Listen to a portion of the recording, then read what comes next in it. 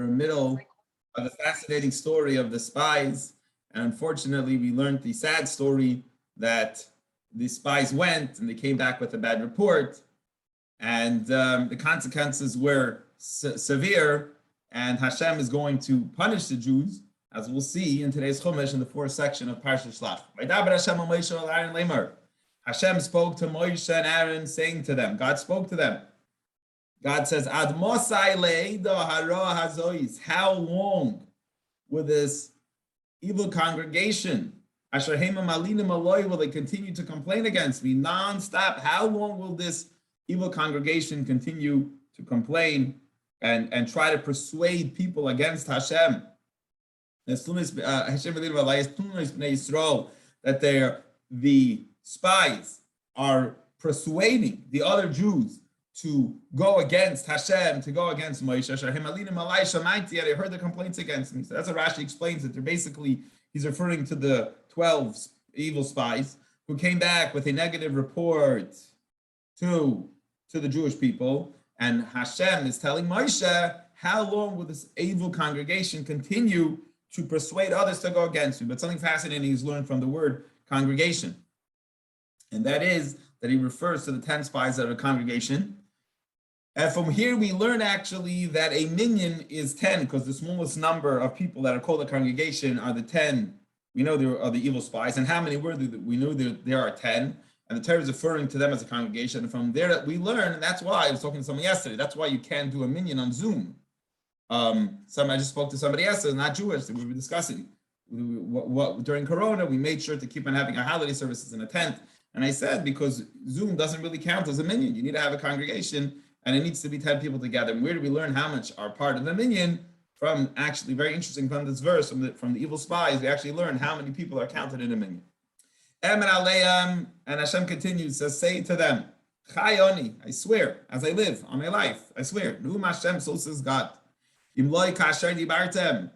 it will not be as you spoke, in other words, you're going to get exactly what you asked for, actually. As you spoke in my ears, what did he say? You asked me that you said, we'd rather die in the desert than go into Israel. Fine, you'll get exactly what you asked for. That's exactly what I'm going to do to you. That's going to be your punishment. It's going to be the end. You're going to get what you asked for, actually. But midbar hazeh yiplu figrechem. In the desert, your corpses, your bodies will fall. You're going to die here in the desert.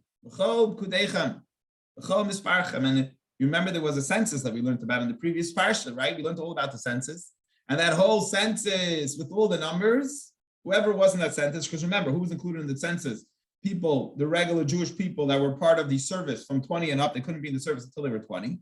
So anyone that was in that census, from 20 and up, that complain, those are the people that come from the people that complain against me that are 20 and up. They are going to be the ones that are going to get the punishment, get what they asked for. They said, we'd rather die in the desert than go into Israel. Fine. Everyone who's in other words, if you're younger than 20 years up, you don't have to worry because you weren't a mature adult who was part of the evil gossip. Now, very interesting. The women were not part of this gossip. It was only the men.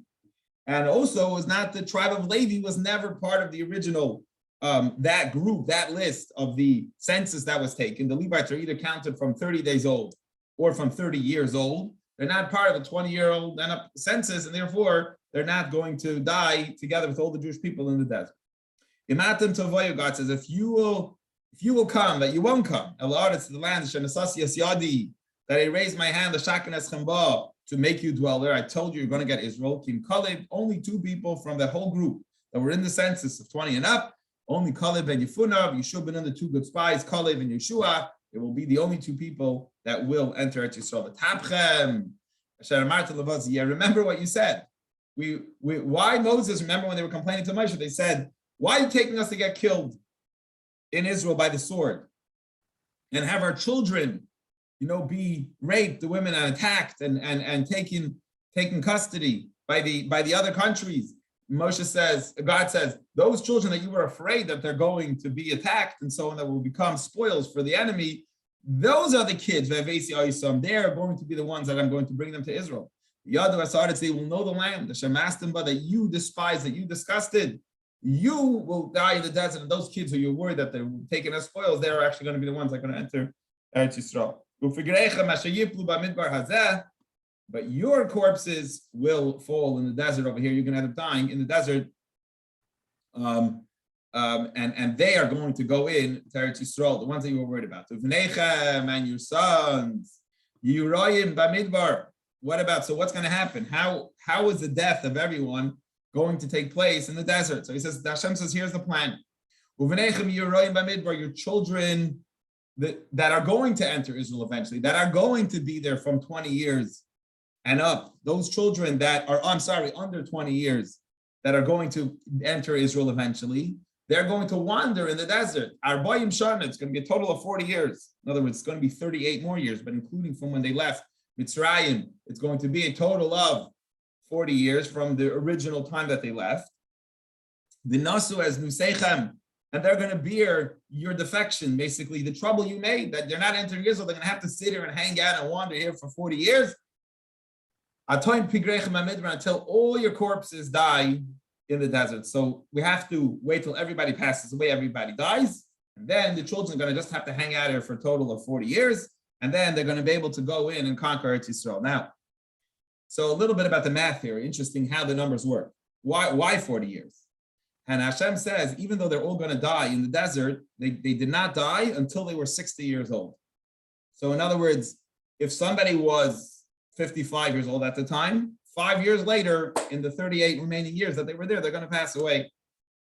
If somebody was 20 years old at the time when they left Mitzrayim by the golden calf, when they sinned with the golden calf at that time already, and they were 59 years old, they were in the 60th year, they're going to die in the last of the 40 years that the Jews are in the desert. So he says, why, in other words, how do the numbers work? So interesting, Rashi explains like this. The Jews already sinned with the golden calf. At that time, when the Jews sinned of the golden calf, a long time before, months and months before the spies didn't want to go into Israel, they already deserved at that time to be punished. So Hashem is counting the age of people who were 20 already at that point in time, right when the sin of the golden calf happened, which is much closer to when the Yidden left Mitzrayim. And Hashem is waiting. If they get into the 59th year, they pass 59 years old. The last people passed away on Tisha B'Av, the 9th of Av. The last of the 59-year-old people that were 20 years old at the time when the Jews went into the desert, and all those people are going to be punished. But if they were under 20, they were minors, they weren't adults, and not going to die. They're going to actually go into Eretz Yisrael, and that's why they had to wait in the desert for 40 years, because they had to wait for everyone that was 20 years old to become 60. And once they became 60 years old, then they could go into Eretz Yisrael, and the kids are going to have to wander here and bear the guilt as it takes the 40 years for everybody to die out until they hit 60 years old. Verse 34, and how come I'm specifically choosing 40 years? What's about the number? Because how many days did the evil spies tour out Israel to bring back a negative report? 40 days they traveled the length and the breadth of Israel. Yom Lashana, the punishment will be for every day that Jews were waiting there, and the scouts were scouting at Israel, coming back with the evil report. It's going to be 1 year of punishment. They will bear the iniquities, the punishments, the sins. Arbayim Shana for 40 years, and they'll know my alienation, how upset Hashem was for the evil thing that they did, and Hashem will let you know how frustrated he was with the spies and the sin that they had, and that information will become public news. And you'll know how upset Hashem is as you wait in the desert now for 40 years for the sin that the spies did. Ani Hashem, behold, I'm God. I've spoken, and will I not do what I've spoken? I'll do this all to this evil congregation that have assembled against me. They all ganged up against me. So everyone is going to die 20 years and up. They're going to die in this desert and finish off with that generation. So what about the 10 spies, the specific spies, the men that Moses sent, to scout out the land, and they came back and they made everybody, they convinced everybody to go against Hashem. They came back and they persuaded, they got involved. You could persuade someone for good talk. You could persuade someone for bad talk. Here they use their persuasion to get everybody else to assemble and gang up against Hashem, against Moshe. To speak gossip about Israel. Those people, verse 37, they're going to die in a plague, these 10 people, and they're going to have a punishment that will match the crime. It's always fascinating how Hashem makes the punishment that somebody gets match the exact crime that they did. What's going to be their very interesting punishment? Their tongues will somehow stretch out, come very long to their belly buttons, to taburam, and worms will climb out from their tongues and go into their belly button. They're going to have a death, a very sick death with worms climbing from their tongue that's hanging very low, will go into their belly buttons. And again, what's the connection between this punishment to the sin that they did?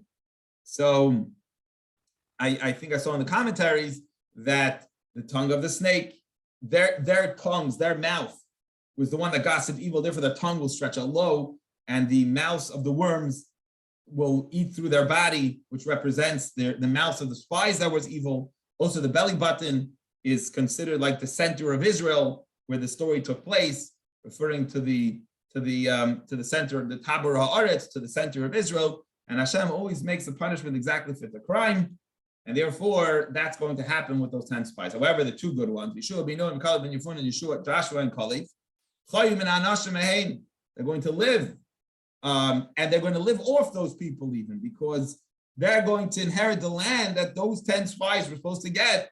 Yeshua and Caleb will earn extra credit. They're going to earn not just their own land. He said Chavron is going to go to Caleb, but they will earn the actual properties that were supposed to go to those 10 tribes, the source of Aretz, that they went to toward the land together, and the good spies will inherit the land of the bad spies. Okay, so that is that. So far in the story. So what happens next? What do you think happens?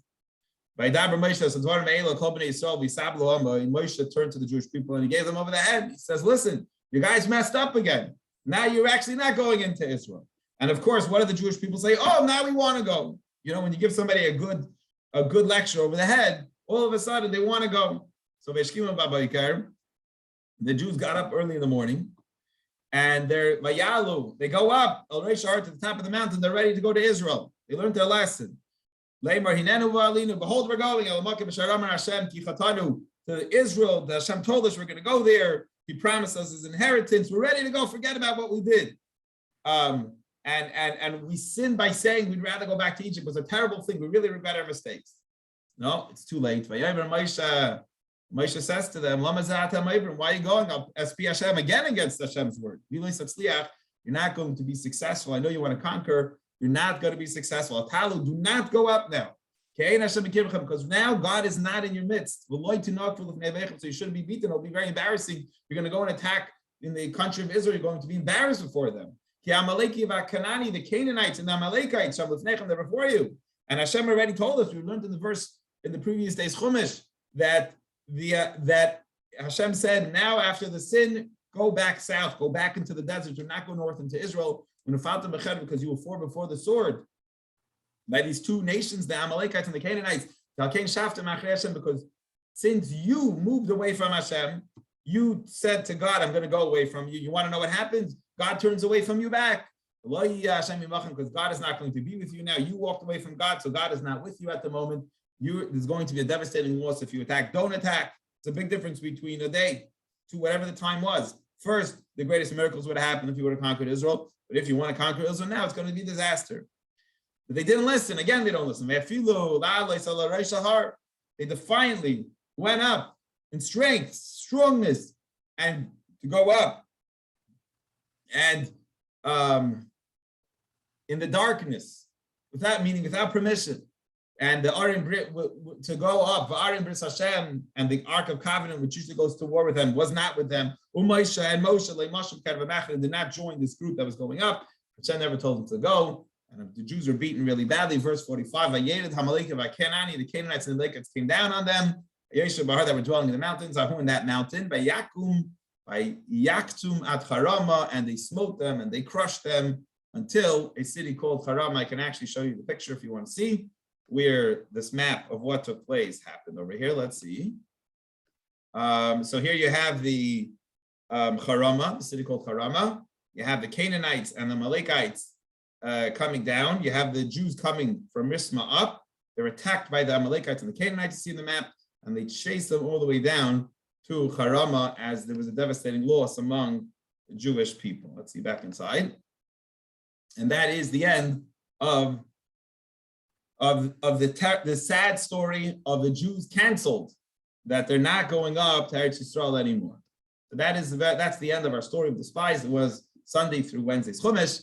And now the parsha doesn't finish off with a sad event. I guess often we don't want to finish off with negative. How does Hashem, what does God do now once the story's over, once the story's done and the negative has happened, the Jews are back going up to Israel? So I guess in a sense Hashem feels bad for them. So he's going to tell them some of the mitzvahs, at least teach them some of the laws that will happen when they will go up to Eretz Yisrael, when the children will enter Israel. And 40 years from now, and 38 years from now, they're going to learn exactly some of the halachas, some of the laws will take place. Some of the mitzvahs that will be there, as many of the mitzvahs that are specifically tied into the land of Israel are agricultural mitzvahs because it's connected to the land. And the famous mitzvah of challah, which many women still till today, they make challah and they give challah from those things. And also we have the mitzvah of certain sacrifices that are brought. So Hashem said he's going to teach them now some of the laws of the sacrifices, details that perhaps haven't been mentioned before, and teach the Yidden these halachas so that they can learn at least about what's going to happen when they get to Eretz Yisrael. So that's what our the Wednesday Chumash concludes with. Hashem spoke to Moshe saying, speak to the Jewish people, and say to them, as soon as you enter, when you enter Israel, in other words, I told you it's another 40 years, but don't worry, you're going to go there in 38 years from now. It's going to go to the land of your dwelling place, that I'm going to give to you. So you're going to inherit it. You're going to settle it. It's going to happen. I know it's not now. And I know you're probably very sad now at this point, but you should know that it's still going to happen. Speak to the Jewish people and say to them, when they come to the land, and they make a fire for God, they bring a sacrifice to God. They could either bring oilah, an elevation burnt offering where the animals all burnt on the altar, a zevach, or a shlamim, a offering which part of it is eaten by the owners and part by the kohen, and so on. Fali neder, b'nedava could either be a promissory gift, or you make a promise vow, or just a gift, or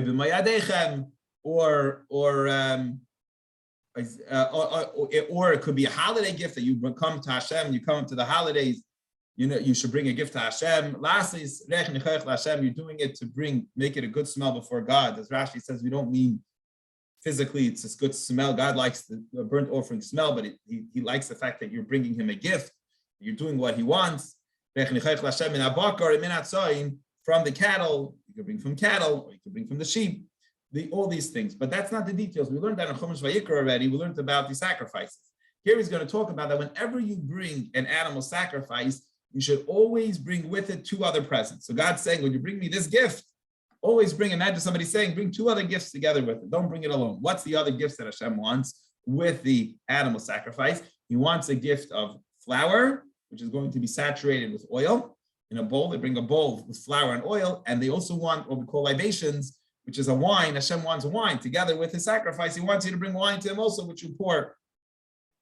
The guy bringing his sacrifice to Hashem, mincha, should bring a meal offering, a flour offering. Soiles, a fine, good flour, a high-grade flour.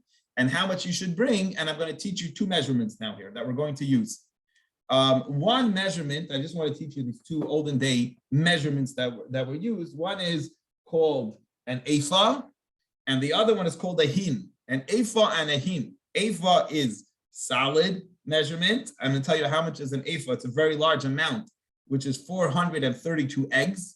So imagine you had 432 eggs and you put it in a bowl. That's how big the measurement in Talmudic, in biblical times, even was called an ephah.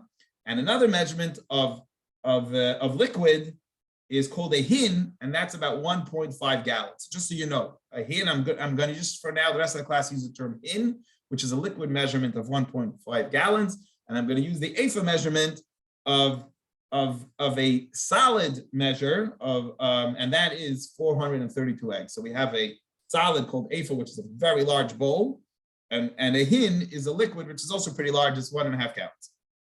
So here we go. The guy bringing a sacrifice to Hashem should bring mincha soila, should bring a fine flour, isarin, a tenth of an ephah, a tenth of the 432 egg measurement of solids. So it has to be a tenth of that. So let's just say 43 eggs. Imagine a bowl that holds 43 egg size of flour, and it has to be saturated with oil. Shemen, and how much oil goes in with it. So now going to our liquid measurements, and that is a fourth of a hin, a fourth of 1.5 gallons. Now, together with this oil, flour in a bowl, the yain lenesach also bring a bottle of wine. And that should also be a fourth of a 1.5, the measurement of a hin, which is 1.5 gallons, a fourth of the tasa. Whenever you bring a sheep, and you're bringing it either as a burnt offering or you're bringing it as a shlamim offering that everyone gets part of, always bring a tenth of a ephah of flour and a quarter of a hin of oil with that flour and a quarter of a hin of wine to go as a gift to Hashem. So Hashem wants oil, flour, and wine together with all the sacrifices. Now, that is for a sheep. What happens if it's la'ayil, if it's a ram, sort of a more prestigious animal? Then the gifts that come along with it also have to be more substantial, have to be larger. Oil la'ayil, tasa mincha. If it's a ram, you also got to bring a flour offering with it. But here it has to be sayla shnei asroidim. It has to be 2/10. Not like the sheep, which was 1/10. It has to be 2/10 of an ephah. With how much oil? A third of a hin. Not, I think you said before, a fourth of a hin. Now it has to be a third of a hin of oil. And also wine. Shlishas a hin, a third of a hin of wine also together has to go with it. They should be offered as a sacrifice before Hashem. Let us continue.